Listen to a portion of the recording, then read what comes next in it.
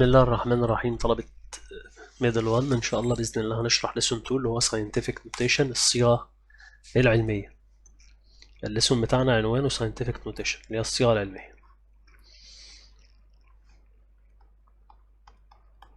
Scientific Notation. إيه هي Scientific Notation؟ الراجل بيقول لي إذا method to writing very large or very small numbers، طريقة بتكتب بيها الأرقام الكبيرة جدا أو الأرقام الصغيرة جدا. لو أنت شغال في الفيزيكس شغال مع كميات كبيرة جدا زي اللي هي مثلا الديستانس بتوين مثلا المون والإيرث، المسافة بين القمر والأرض، أو مثلا تشتغل مع كميات صغيرة جدا زي ما أنت شايف ماسوف أو سنجل مولكيول، مسافة بين إيه؟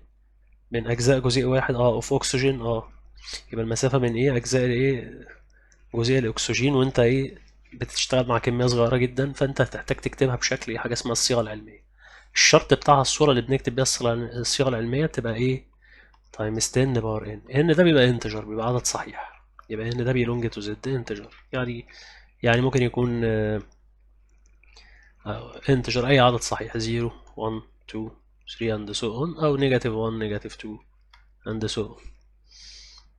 يعني بيكون انتجر عدد صحيح. والايه دوت ليه شرط، الابسولوت فاليو او القيمه المطلقه بتاعته تبقى جريتر ذان اور ايكوال 1، اكبر من او تساوي 1، وليس ذان الايه 10، يعني ما توصلش ل 10. ممكن تبقى 9 بوينت حاجه او نيجاتيف 9 بوينت حاجه، لكن ما يوصلش ل 10 لانه لسه ما فيش ايكوال هنا. انما ينفع يبقى 1 عادي عشان في هنا ايكوال عند ال1. يبقى الابسولوت فاليو بتاعته جريتر ذان اور ايكوال 1 وليس ذان واقل من 10. دي القيمه المطلقه بتاعته. ممكن طبعا النمبر بتاعي يبقى بوزيتيف ويبقى نيجاتيف، مفيش مشكله. فزي ما انت شايف هنا جايب لي الراجل ماسوف مون كتله القمر عاملها 77.35 تايمز 10 باور 22. زي ما انت شايف ال 7.35 دي ده نمبر بين ال 1 وال 10، جريتر ذان ال 1 اور ايكوال طبعا ال1 وليس ذان ال 10 اقل من 10، يعني 7.3 بين ال1 والايه وال10، جريتر ذان اور ايكوال 1 وليس ذان 10. وزي ما انت شايف الباور هنا ده انتجر عدد صحيح بيلونج تو زد، فبالتالي ده كده مكتوب بالساينتفك نوتيشن بالصيغه العلميه. وكذلك هنا الماس اوف ايرث كاتبها 5.97 تايمز 10 باور 24. زي ما انت شايف هنا ده النمبر ده بين البتوين ال1 وال10 جريتر ذان اور ايكوال 1 الابسولوت فاليو بتاعته وليس ذان 10، وهنا الباور انتجر. طبعا الارقام دي مش دقيقه جدا يعني. وهي الماس اوف سنجل مولكيول اوف اكسجين اللي هي المسافه بين الايه من جزيئات الاكسجين. طبعا رقم صغير جدا زي ما انت شايف جايب لك 5.3 تايمز 10 باور نيجاتيف، طبعا باور نيجاتيف 23. فطبعا ده حقق الشرط زي ما انت شايف بين ال1 اهو جريتر ذان اكبر من اور ايكوال 1 وليس ذان 10 واقل من 10، ما بين ال1 وال10. وطبعا الباور هنا انتجر عدد صحيح. وطبعا الباور لما يبقى نيجاتيف كده وكبير جدا اعرف ان ايه، ان المسافه دي صغيره جدا بشكل لا يصدق. لان 10 باور نيجاتيف 23 معناها ايه؟ معناه انا بمسك النمبر ده بعمله ديفايد 10 باور 23، انزل الباور النيجاتيف تحت بوزيتيف، يعني بقسم على 10 باور 23، فهيطلع طبعا قيمه صغيره جدا. هنا بيقول لي which of the following number is written in scientific notation، مين مكتوب بصيغه علميه and which is not، ومين لا. فانا ابدا ابص هنا 4.6 حققت الشرط بتوين ال1 الابسولوت بتاعها جريتر ذان ال1 وليس ذان 10، جريتر ذان اور ايكوال 1 وليس ذان 10. ال 4.6 بين في الانترفال في الفتره دي، يبقى تمام. طب ال10 هنا الباور بتاعها انتجر عدد صحيح، يبقى تمام، يبقى ده كده ساينتفك نوتيشن، يبقى ده كده تمام ما فيهوش مشكله. ده 45 ده طبعا مش بين ال1 وال10، يبقى ده نوت. هنا ده الابسولوت بتاعته قيمته المطلقه، يعني ابسولوت النيجاتيف 9.6 تطلع 9.6، تيجي طبعا جريتر ذان 1 جريتر ذان ايكوال 1 وليس ذان 10، محقق الشرط ده بين ال1 وال10. والباور هنا انتجر فتمام، يبقى دي كده تمام. هنا دوت زي ما انت شايف كده لا، عشان النمبر دوت ده ليس ذان 1، ده اقل من 1، ده ديسيمال، ده 0 بوينت، يبقى ده كده نوت ساينتفك نوتيشن. ده محقق الشرط اللي بقول لك جريتر ذان اور ايكوال 1، الابسولوت فاليو بتاعت النمبر اللي هنا جريتر ذان اور ايكوال 1 وليس ذان 10. فهو هنا 1 ففي ايكوال ال1 معانا مفيش مشكله، يبقى مظبوط. والباور هنا انتجر عدد صحيح. هنا الباور زي ما انت شايف 2.5، ف 2.5 ده ديسيمال، فكده ساعتها دي نوت ساينتفك نوتيشن، ليست صيغه علميه. الباور هنا نوت انتجر مش صحيح.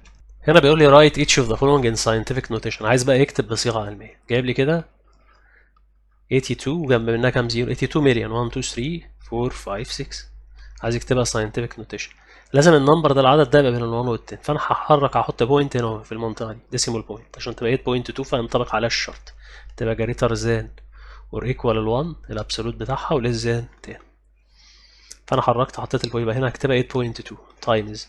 شوف انت حطيت البوينت بعد كام ديجيت ادي 1 2 3 4 5 6 7 يبقى تايمز 10 باور ايه باور 7. طالما حركت البوينت في هذا الاتجاه الليفت الشمال الباور يبقى ايه الباور يبقى بوزيتيف يبقى 8.2 تايمز 10 باور 7. وممكن تعمل الساينتفك نوتيشن بالكالكوليتور هتجيب الكالكوليتور بتاعتك يبقى شيفت مود هتدوس شيفت مود يبقى هتدوس شيفت مود هتدوس تختار الاختيار اللي هو مكتوب عليه سايد يعني ساينتفك نوتيشن تختار تدوس 7 من 0 ل 9 انت اختار 3 هتكتب النمبر بتاعك تكتب 82 مليون حط كده 1 2 3 4 5 6 زيروز هتدوس ايكوال يطلع لك الساينتفك نوتيشن بتاع 8.20 وانت تكتبها 8.2 مش فارقه يبقى انت ايه الزيرو ده ملوش لازمه ما يلزمكش في حاجه هتروح لان 8.20 هي 8.2 هتقول له 8.2 تايمز 10 باور ايه باور 7 يبقى جابت لك الحل على طول الكالكوليتور من غير ايه من غير مجهود كبير 8.20 هي 8.2 تايمز 10 باور 7. ممكن انت لو ظبطتها بقى ايه لان الكالكوليترات الالات كلها بتختلف من شخص للتاني كل كالكوليتور ليه اي طريقه في حساب الساينتفك نوتيشن اختار انت 2 هنا اهو تشوفها كده تطلع مظبوطه بالملي من غير الزيروهات دي هتبقى 82 ادي 1 2 3 4 5 6 زيروز ادوس ايكوال هنا طلعت مظبوطه يبقى 8.2 تايمز 10 باور 7 يبقى انا اختار 2 لو معايا الاله الفاضيه اللي هي 991 اي اس بلس بنفس الطراز والشكل ده. يبقى هنا طلع جاب لي الساينتفك نوتيشن على طول من غير الايه من غير التفاصيل دي كلها دخلت النمبر دخلوا لي ساينتفك نوتيشن. هنا جايب لي زي ما انت شايف 0.000 جايب زيروهات كتير جدا وجايب 135 ادي 0.00005 زيروز وبعد كده 135 فانت بتعمل البوينت بتاعتك النمبر ده لازم يبقى بين ال 1 وال 10 فهحط الديسيبل هنا عشان تبقى 1.35 يبقى له ده 1.35 شوف اتحركت قد ايه اتحركت تو ذا رايت يبقى انت ال 10 باور ليها باور نيجاتيف.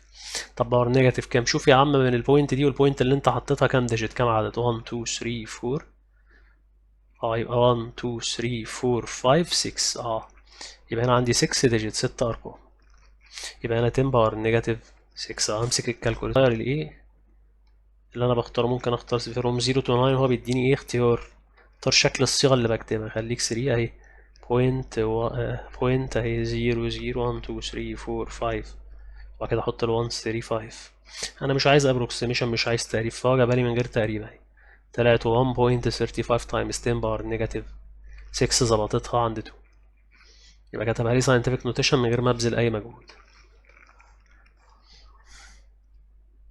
هنا بيقول لي 145 تايمز 10 باور 8 تحط لي البوينت هنا اهو حركتها هي 1.45 حركت الديسيمال الشمال يبقى هنا هتزود هنا بالباور 2 يبقى تايمز 10 باور 10 وانت عارف في الكالكوليتور شفت شغالين ازاي اهي 0.248 تايمز 10 باور نيجاتيف 7 هتحرك الديسيمال كده يبقى هنا هتحرك تو ستيب خطوه واحده هتبقى هنا اهوت عشان تبقى 2.48 طيب تماينس من الباور 1 يبقى هنا ماينس 1 يبقى تايمز 10 باور نيجاتيف 8 لان نيجاتيف 7 ونيجاتيف 1 يبقى نيجاتيف 8.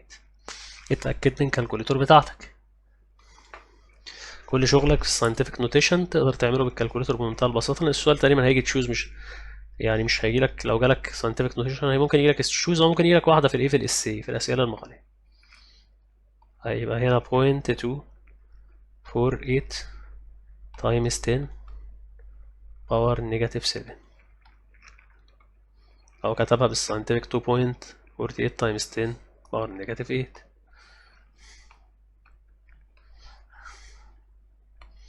هنا عامل 0.000 تايمز 10 باور نيجاتيف 9 حرك الديسيمال بوينت بتاعتك هاتها بدل ما هي هنا تبقى هنا عشان تبقى 1.5 وتحقق الشرط بين ال 1 وال 10 يبقى 1.5 ومنساش النيجاتيف تايمز 10 باور هنا نيجاتيف 9 شوف اتحركت كام ستيب من هنا لهنا كام ستيب ادي 1 2 3 4 يبقى هنعمل هنا ماينس 4 يبقى نيجاتيف 1.5 تايمز 10 باور نيجاتيف 9 نيجاتيف 4 نيجاتيف 13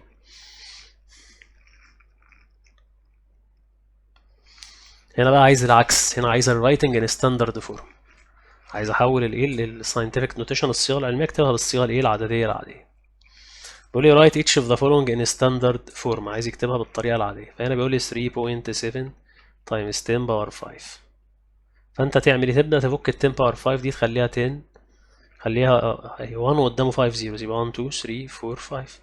يبقى اعمل 3.7 تايمز ايه 107. هتحرك الديسيمال بوينت وتشيل منها زيرو، فضل كام زيرو 4 زيروز تنزلهم 1 2 3 4 وتنزل الثري والزيرو. يبقى ده كده الستاندرد فورم او الصيغه العاديه. ممكن تعملها بالكالكوليتور برضو عادي، ترجع بقى الكالكوليتور بتاعتك عادي وتدخل عليها الكلام ده. هتدوس شيفت 9 3 ايكوال كده الكالكوليتور بتاعتي رجعت طبيعيه. هروح اعمل 3.7 تايمز 10 باور 5. هي كتبها لي كده في صورة عادية، كتبها لك في صورة عادية اللي هي الستاندرد فورم اللي هي الصيغة القياسية أو العددية. اللي بعدها بيقول لي 7.38 تايمز 10 باور نيجاتيف 3. ندخلها بالمرة اهي 7.38 تايمز 10 باور نيجاتيف 3. دوس اس دي كومات بقى، انا مش عايزها ستاندرد، اطلعها لك هو فراكشن. يفضل بقى دوس على زرار انج لحد لما ايه تيجي لك ديسيمول كلها، تبقى 10 باور ايه يا باشا، تبقى 10 باور 0. ما جاتش انج مش بيجيب، تفضل تدوس شيفت انج لحد لما ايه 10 تبقى باور 0. يبقى كده ده الحل بتاعك. كده مظبوط، يبقى ده الحل بتاعي اللي هو ده اللي هو 0.00738. طب يبقى 0.00738. طب انا نفسي احل ازاي بقى لو من غير كالكوليتور هحل انا ازاي؟ هتحط 7.38 اصل تايمز 10 باور نيجاتيف 3، كده معناه ان انا بعمل ديفايد، نزل الباور نيجاتيف 3 تبقى باور 3 تحت في الدينومينيتور. يعني كاني بعمل 7.38 ديفايد 1000 بقسم على 1000. يعني كانه بيقول لك حرك لي الديسيمال بوينت كده تو ذا ليفت هاند سايد للجهه الشمال 3 ستيبس، 3 خطوات. يلا دي ستيب خطوه، طب الخطوتين التانيين فين؟ هيتبدلوا زيروهات. احط البوينت والزيرو يبقى الحل بتاعي يطلع 0.00738. ده لو عايز تحلها مانوال بايديك. هنا بيقول لي write each of the following in standard form. عايز يكتبه بالصيغه الايه القياسيه العاديه. هتعمل 7 بوينت، هو معمول بقى ايه بالساينتفك نوتيشن، تايمز 10 باور 4 يعني 10000 10000 يعني 1 وقدامه 4 زيروز. هتحرك الديسيمال بوينت بخطوتين، كالت الزيرو هنا انزل 2 زيروز وانزل ال 7 وال 1 وال 9.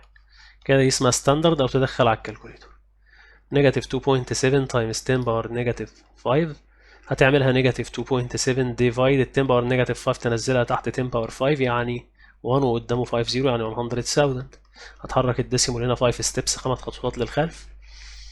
يعني ادي ستيب ادي خطوه، فاضل 4 زيروز، يبقى اقول له 1 2 3 4 واكتب ال 2 7 وما انساش البوينت والزيرو والنيجاتيف. يبقى دي كده الايه الستاندرد، الطريقه القياسيه. دي الطريقه اللي هي العدديه، مش القياسيه اللي هي مش علميه. الثانيه ساينتفك نوتيشن اللي هي ايه الصيغه الموجوده فيها. هنا بيقول لي 1.2 تايمز 10 باور نيجاتيف 3، هقول له 1.2 ديفايد، هنزل دي تحت الباور بتاعها يبقى بوزيتيف 10 باور 3 تبقى 1.2 ديفايد 1000. هتحرك الديسيمول 3 ستيبس، 3 خطوات ورا حسب الزيروهات. يلا ادي ستيب خطوه تاخد زيرو، فاضل 2 زيروز انزلهم وانزل ال1 وال2، ما ننساش البوينت والزيرو، يبقى 0.0012 او تدخل على الكالكوليتور. هنا بيقول لي the following table illustrates the distance of group of planets from the sun in kilometer. عايز المسافة بين الايه من بعض الكواكب والشمس بالكيلو.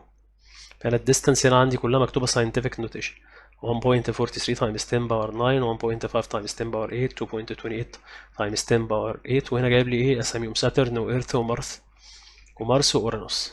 بيقول لي arrange the planet from closest to farthest from the sun. عايز يرتب الكواكب من الأقرب للأبعد. فأنت الأقرب يعني الديستانس مسافته قريبة يعني إيه أقرب؟ يعني مسافته قريبة، يعني المسافة قريبة أقرب، يعني هنا المسافة أقل. هبص للباورات، هنا 10 باور 9 هنا 10 باور 8 هنا 10 باور 8 هنا 10 باور 9. هشتغل على ال 10 باور 8 اللي هم الأقل في الباور عشان دي كده إيه ليست ديستانس أقل. طب هنا دي 10 باور 8 ودي 10 باور 8. الاصغر هنا ابص بقى للنمبر، هنا 1.5 وهنا 2.28 فالاصغر 1.5. يبقى الترتيب بتاع الارث الاول، الارض الاول. يبقى الارث دي اصغرهم مسافه، هي ليها مين وراها على طول؟ ده خلاص كده كان المارس اللي وراها على طول، يبقى اقول له مارس. كده خلاص احنا خلصنا من دول. ابص بقى لساترن واورانوس، هنا 10 باور 9 وهنا 10 باور 9. ابص هنا 2.87 وهنا 1.43 فطبعا الاصغر هو دوت، فاخده يبقى ده كده ساترن. وبعد كده ده وراه على طول اللي هو اورانوس. يبقى كده خلاص كده ايه، عملنا الاوردر الترتيب from closest to farthest من الاقرب الى الابعد، لان خدنا المسافات الايه الاصغر. هنا بيقول لي arrange the following number in descending order. ظبطهم الاول كلهم يبقوا scientific notation. دي 14 فخليها 1.4 وازود هنا البلاور ده بلس 1 تبقى 1.4 times 10 باور 5. دي كمان مش متظبطه، ده 54 مش بين ال 1 وال 10 فانا اعمله 5.4. حركت البوينت ستيب خطوه كده زود 1 هنا تبقى تايمز 10 باور ايه 5. اتعامل معاها بقى ايه كانها 10 باور 5. خلاص كده دول ايه اتعامل معاهم بشكلهم الجديد. هبدا ابص هنا 10 باور 5 هنا 10 باور 5 هنا 10 باور 8 هنا 10 باور 8 هنا 10 باور 5. انا عايز الديسندنج يعني عايز ابدا بالكبير، يعني هبص على 10 باور 8. فين ال 10 باور 8؟ شوف النمبر هنا ده 10 باور 8 وده 10 باور 8 بس هنا 7.8 وهنا 1.1 يبقى 7.8 الاول يبقى ده اعمله نمبر 1 وده اللي وراه نمبر 2. فكده احنا خلصنا من دول خلاص.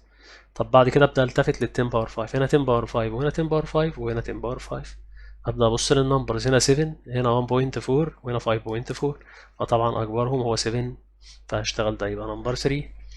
فكده خلصنا منه. بعد كده عندي هنا 5.4 وهنا 1.4 فال 5.4 الاول يبقى ده كده نمبر 4 وده في الاخر خالص نمبر 5 لان انا عايز descending order from the greater من الاكبر.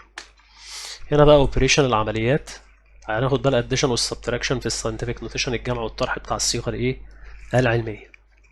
ففي الاديشن في الجمع لازم اخلي الباور بتاع التن هنا اخليه زي بعض. هنا بيقول لي find the result of each of the following in scientific notation. هو هنا بيديني تعليمات عشان احل. بيقول لي when adding or بيقول لي when adding or subtracting a number in scientific notation بيقول لي كده it is essential to express the number with the same exponent of 10. يعني لازم نفس الباور بتاع 10 and use distributive property واستخدم خاصية التوزيع. فانا هخلي دي 10 باور ايه اشتغل على طول على الباور الاعلى 10 باور 6 10 باور 5 اشتغل على 10 باور 6 هخليها 10 باور 5 وال 2.3 هحرك الديسيمال بوينت كده هتبقى تايمز 23.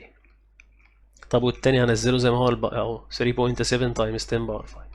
يبقى انا هتعامل مع الباور الكبير هنزله هيبقى زي الباور الصغير. هنا باور 6 باور 5 هخلي ده باور 5 واحرك الديسيمال ستيب خطوه قدام يبقى 23 تايمز 10 باور 5 ودي 3.7 تايمز 10 باور 5. خد ال 10 باور 5 كمان فاكتور وافتح براكت خدت ده وده. يتفضل عندك هنا 3.7 بلس 23 اعمل 3 بلس 23 يبقى 26.7 وما ننساش تايمز ايه تايمز 10 باور 5. هتقول لي بس ده مش ساينتفك نوتيشن ده مش بين ال 1 وال 10. اقول لك سهل هتحرك الديسيمال بوينت كده دي ستيب وتبلس تزود لدي 1 تبقى 2.67 تايمز 10 باور 6. طب عايز اتاكد من حل ادخل كل الكلام ده على الكالك. يبقى انا ممكن ادخل الكلام ده اظبط الكالك على الساينتفك نوتيشن وادخل الكلام ده عليها. يبقى دوس اي شيفت مود واحول الساينتفك 7 ساي اللي هي ساينتفك واختار 2. افتح براكت بتاعك وتقول له كده 3.7 تايمز 10 باور 5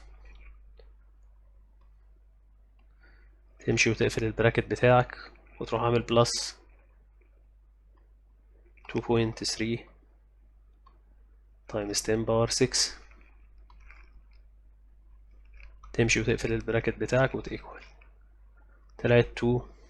هو جاب عمل لها ابروكسيميشن عمل لها تقريب بس احنا المفروض هي طلعت 2.67 تايمز ايه تايمز 10. فعشان ممكن اتلاشى التقريب ده دوس ايه شيفت مود واختار ايه ساي واختار مثلا 3 عشان اتلاشى انه يقرب او يعمل ابروكسيميشن. او 3.7 تايمز 10 باور 5 اقفل البراكت بتاعك بلس عشان ما يعملهاش ابروكسيميشن يعمل لها تقريب ويديك نتيجة مش مظبوطة. تايمز اهي 2.3 تايمز 10 to the power 6 وامشي اقفل البراكت بتاعي واكول طلعت مظبوطة زي ما هي ايه وما عملش فيها حاجة. يبقى 2.67 تايمز 10 باور 6. اشتغل المسألة اللي بعدها بيقول لي 0.2 تايمز 10 باور 8 وهنا 3.2 تايمز 10 باور 9. هتخلي ال 10 باور 9 دي 10 باور 8 وتحرك لي الديسيمال هنا ستيب خطوة قدام تبقى دي 32 وتنزل لي 0.2 تايمز 10 باور 8 زي ما هي.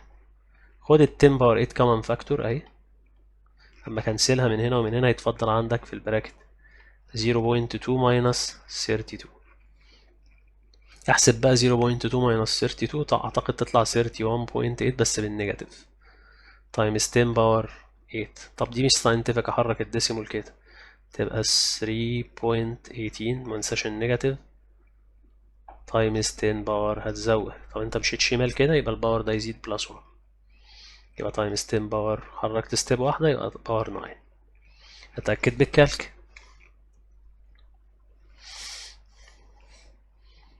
يبقى انا بعد ما عملت الستبس اروح متأكد من شغلي بالكالك. طبعا لا غنى ان انا ايه لو جالي السؤال اساي سواء جالي في امتحان شهر او فاينل اتأكد بالكالك اشوف انا حل صح ولا لا. الستبس هتتحاسب عليها طبعا، لو تشوز مش هتتحاسب على حاجة، تشتغل بالكالك على طول. تايمز 10 باور 9 وتمشي وتقفل البراكت بتاعك وتدوس ايكوال. طلعت نيجاتيف 3.18 تايمز 10 باور 9 ما فيهاش اي مشاكل. ننتقل اللي بعده اللي هو جايب لي هنا مسألتين وعايزني ايه، بيقول لي find in scientific notation، عايز يحلها بالصيغة العلمية. هتخلي طبعا ال 10 باور 4 دي 10 باور 3 ودي هتخليها 14. هتحرك الديسيمال بوينت ستيب وهنا 10 باور 3 هتنزلها زي ما هي تايمز 2.5. هتاخد ال 10 باور 3 كمان فاكتور، هيتفضل عندك 2.5 تايمز بلس 14. 2.5 بلس 14 هتعمل دول بلس هيطلعوا 16.5 تايمز ما تنساش 10 باور 3. طب هحرك الديسيمال ستيب خطوة لورا هزود للباور ده 1 هتبقى 1.65 تايمز 10 باور 4 واتأكد بالكالك. زي ما انت شايف اهي المسألة بتاعتي.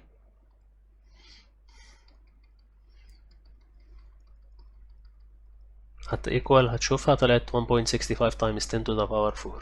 نفس القصة هنا 10 باور 4 هنا 10 باور 3 هخلي دي 10 باور 3 وهحرك الديسيمال ستيب خطوة هتبقى 43 تايمز 10 باور 4 ده باور 3 هنا المرة دي عشان هنغير الباور نخليه زيه minus 2.5 تايمز 10 باور 3 تاخد الباور 10 باور 3 كمان فاكتور شيله من هنا ومن هنا يتفضل هنا دي 43 minus 2.5 احسب ال 43 minus 2.5 تطلع 40.5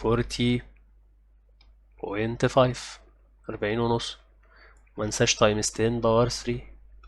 انا عايز دي ما بين ال1 وال 10 حرك الديسيمال ستيب خطوة كده عشان تبقى 4.05 تايمز 10 منساش اعمل هنا بلس 1 عشان حركت ستيب تبقى باور 4 واتأكد بالكالك من شغلي.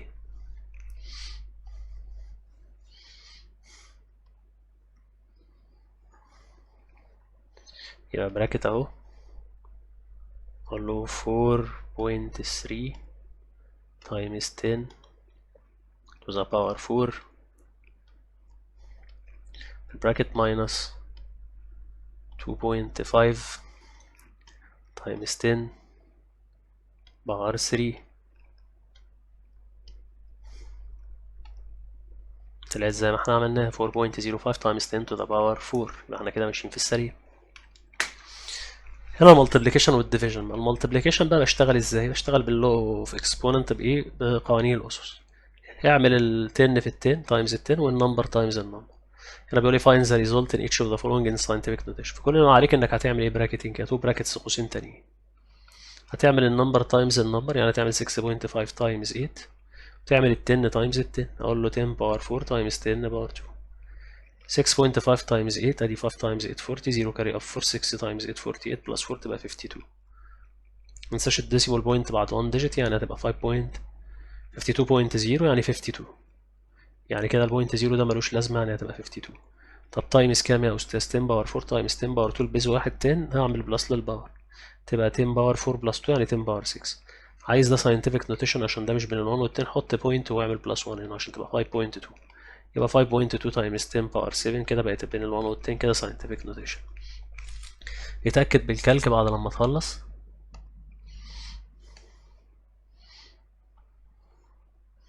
براكت اهو 6.5 تايمز 10 to the power 4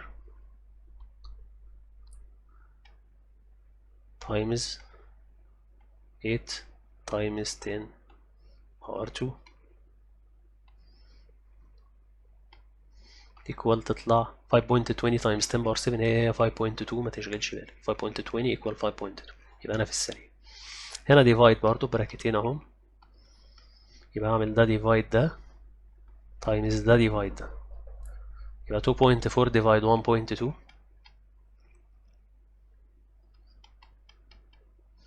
وال 10 باور 11 ديفايد 10 باور نيجاتيف 4 واربط بينهم بتايمز. 2.4 ديفايد 1.2 تطلع 2. 10 باور 11 ديفايد 10 باور نيجاتيف 4، في الديفايد بعمل ماينس للباور، هتبقى 10 باور 11 ماينس نيجاتيف 4 يعني بلس 4، يبقى كده 2 تايمز 10 باور 15. واتأكد من حلي بالكالك.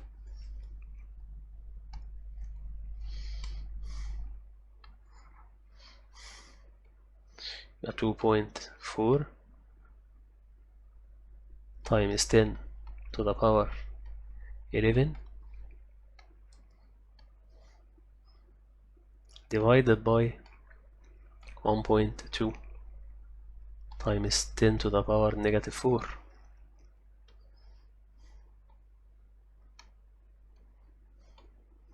تطلع 2 times 10 power 15. 2.00 يعني 2، فأنت ما تشغلش بالك بيها. بعد كده بيقول لي find the result of each of the following in scientific notation. هو طبعا درس صغير وبسيط ما فيهوش حاجة. هتعمل النمبر تايمز النمبر، يبقى 5.3 تايمز 1.2 مع بعض في براكت، تايمز هعمل بقى ايه 10 باور 7 تايمز 10 باور 5. خلص دول عشان سهلين. 10 باور 7 تايمز 10 باور 5، ال 10 البيز ال 10 تنزل، واعمل الباور بلس يبقى 10 باور 12 تايمز احسب دي بقى 5.3 تايمز 1.2. هرجع بقى للمود العادي، شيفت 9 3 ايكوال ارجع كده ايه للستاندرد، للصيغه الطريقه القياسيه بتاعتي، اقول له 5.3 تايمز 1.2 تطلع ادوس اس دي طلعت كام 6.36. يبقى دي كده اقدر اكتب له 6.36 تايمز 10 باور 12. كده معموله ساينتفك نوتيشن مش محتاجه عشان ده بتوين ال1 وال10. نفس القصه هنا، خد النمبر ديفايد النمبر، يبقى له 3.84 ديفايد 1.2 في براكت واربط بينهم بتايمز. برضه في كل الاحوال سواء بتعمل تايمز او ديفايد بتربط بتايمز، بس الفرق اللي جوه البراكت هنا، في الديفايد اللي جوه البراكت بيبقى ديفايد، في التايمز اللي جوه البراكت بيبقى تايمز. يبقى النمبر ديفايد النمبر وال10 ديفايد ال10، يعني 10 باور 6 ديفايد 10 باور نيجاتيف 3. هتعمل 10 باور 6 ديفايد 10 باور نيجاتيف 3، اشتغل على ال10 اسهل. 6 في الديفايد بعمل ماينس للباور، يبقى 6 ماينس نيجاتيف 3 يعني 6 بلس 3 يعني 9. يبقى هتبقى 6 ماينس نيجاتيف 3 تبقى بلس 3 يعني تبقى 10 باور 9. واظبط دي على الكالك عادي، وبعد كده اتاكد منها كلها. يبقى اقول له 3.84 divided by 1.2 equal ادوس اس دي طلعت 3.2.